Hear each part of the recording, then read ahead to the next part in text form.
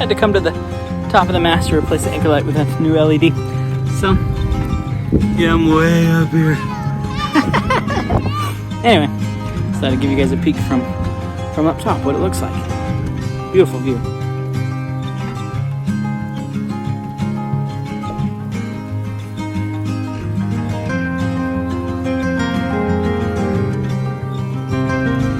Beautiful view.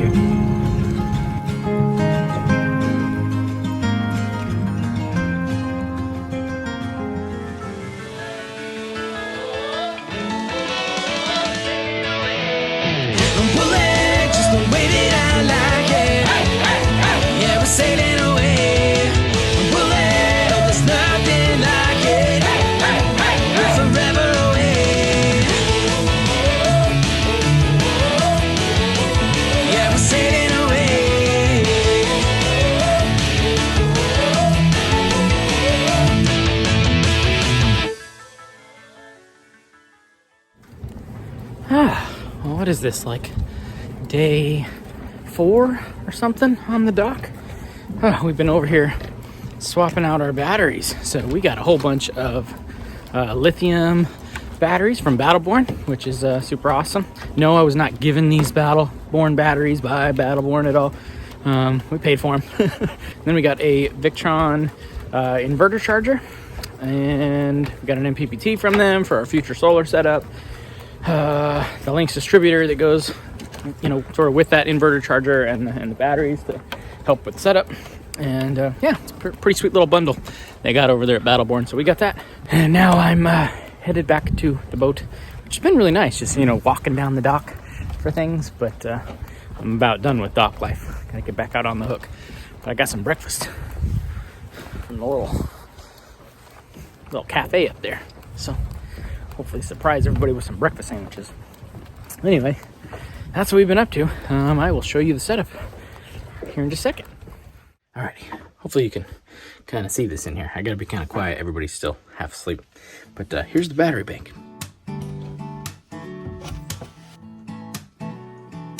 So those are directly underneath the bench for our nav station.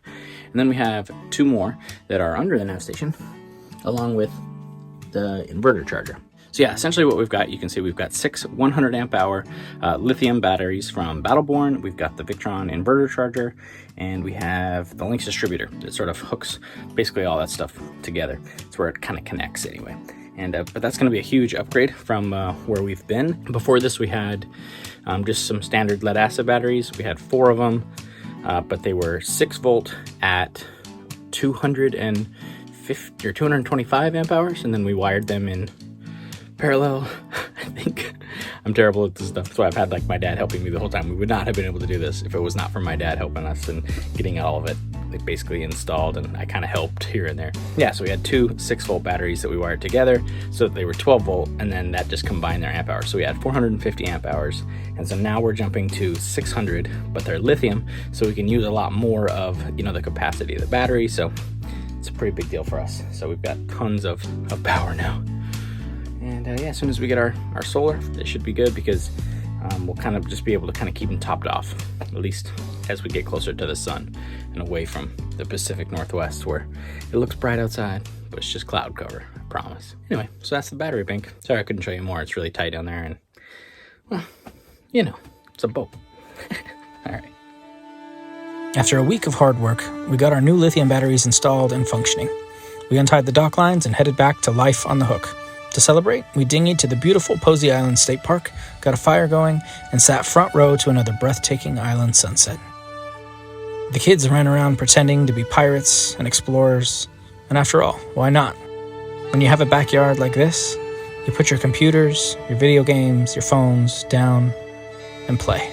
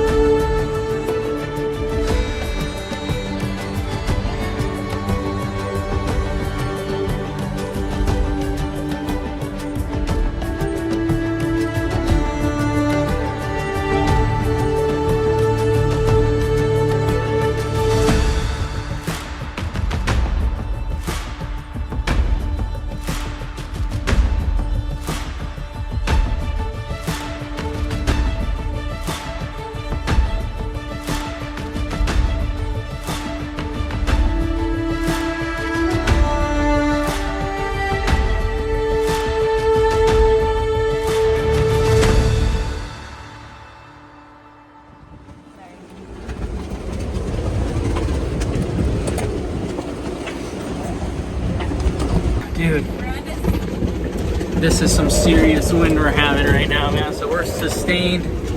See that? 33. We're getting sustained 30s, and it's like gusting into the 50s.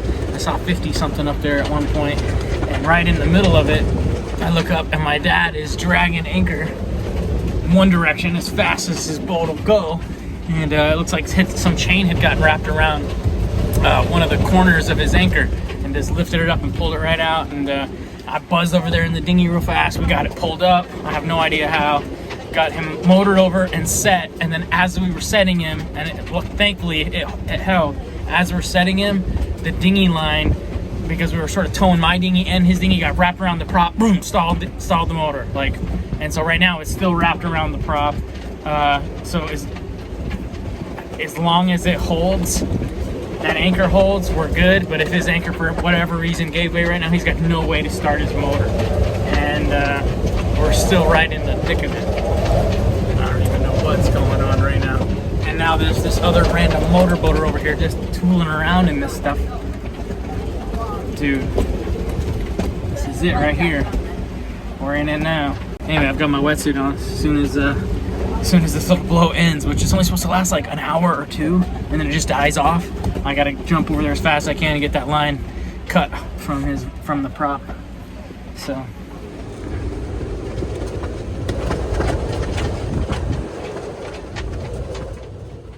The wind eventually died down, as expected. But in the meantime, we did what we do best. Got on with life on a boat. We knocked out some schoolwork, in this case, some high school algebra, which, as you can see, he's totally loving it. Got some arts and crafts time in with the little guys, doing some shipbuilding, and checked in with our eldest teenager. She's not as grumpy as she looks. Or is she? And that's a typical afternoon aboard Bully. Alright, got some buckets and this crazy kid. We're gonna go get some mussels. Let's do it.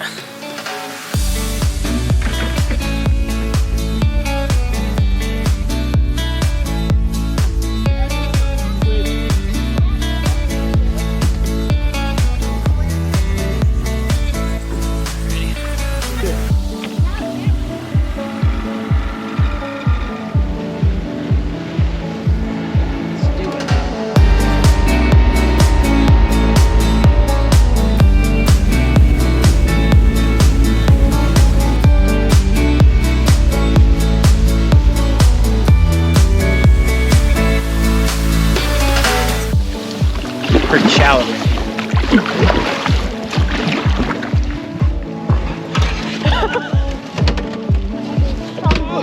Okay, good job. Don't forget our buckets. Okay, knees, don't get out.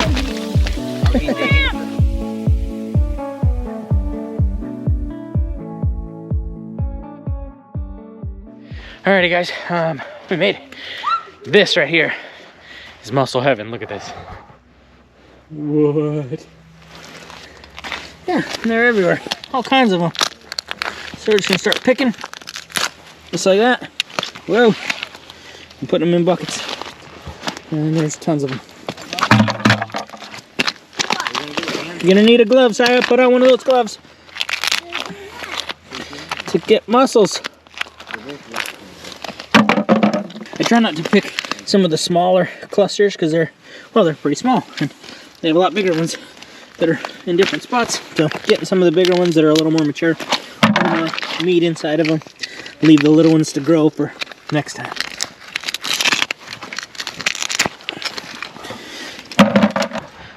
If you guys look, there's oysters everywhere. Look at this. Got one there, there, there, there, there, there, there, there, there. Look at these huge ones. Man. So yeah, oysters. Galore. There's so many. But like I said, I'm only here for the mussels. So I don't really care for oysters that much. Like, they're all right. Like, I think the smaller ones, when they're not so meaty, like, and they're more sort of a single bite, kind of like clam or mussels, then yeah, I love them. But when they get really, really big, I don't know. These guys love them though. So, but we're just here for mussels. because they're everywhere. It's fairly sustainable.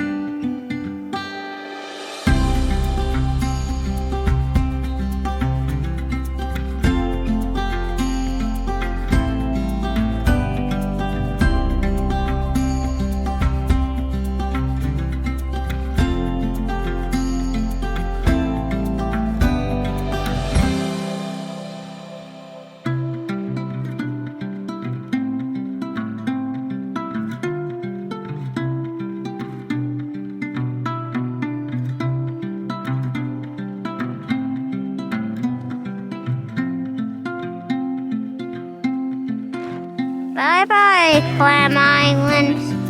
And now we're heading to the boat. Pause on both of them.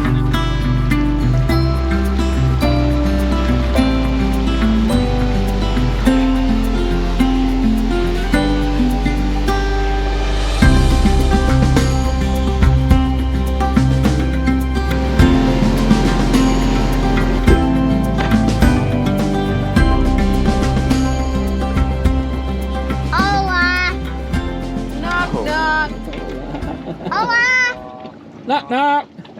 Who's there?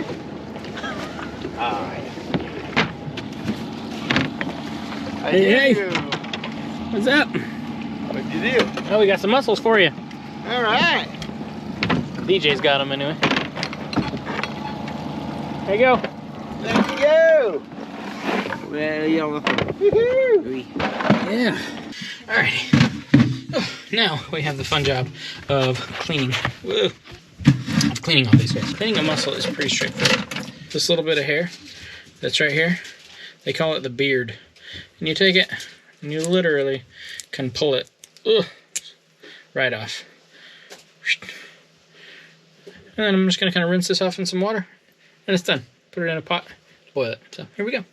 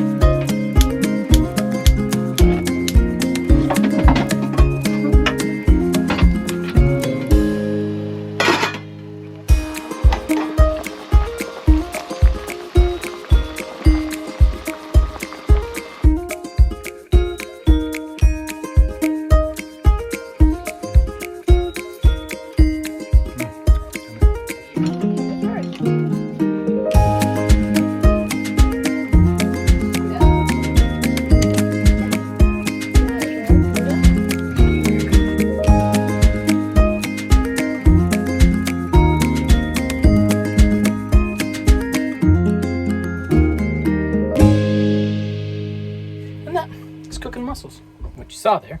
I put, I don't know, like this much-ish water in whatever kind of a pan you've got, and added about, I don't know, half a stick of butter. I've done a full stick of butter before. 3 bouillon cubes for like chicken flavor, or you can just use chicken broth, and then a little bit of white wine, which I used Ryan Patrick Sauvignon Blanc. I don't even know how to pronounce that. Not an alcohol ad, just cooking with it. Relax. YouTube. And then I'm gonna boil them, and you boil them for basically however long it is until they open up. So that might be a couple minutes, that might be, I think it's like 5 to 7 minutes or something like that. Yeah, once they open up, that's basically the key. Once they open up, they're ready to go. So yum. Alrighty, well, we are expecting some serious winds coming out of the northeast, that direction-ish. And even though we're in this little bay and it's fairly protected, these northeasterlies seem to just swoop right through this cut right here.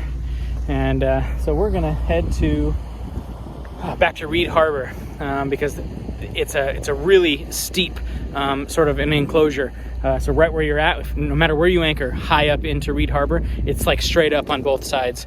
And we spent a night there before with a northerly blow, and you almost couldn't even tell that it was blowing. So, and it's supposed to be like 36 straight hours of like 25 knot winds, gusts into the 40s, 36 straight hours of it.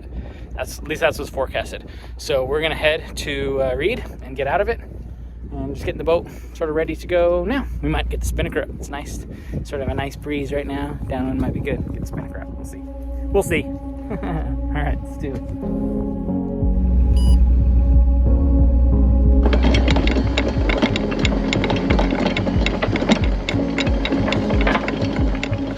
Man, that was in deep. Good job. Nailed it.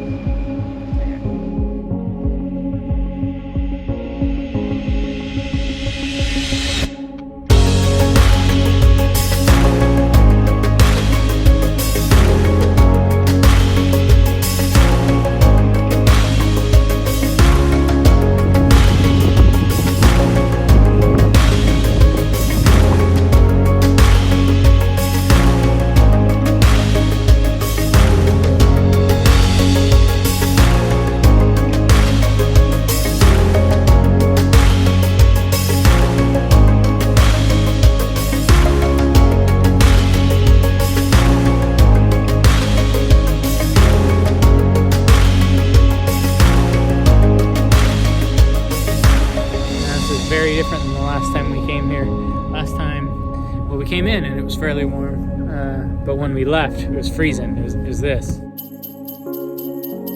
that was cold.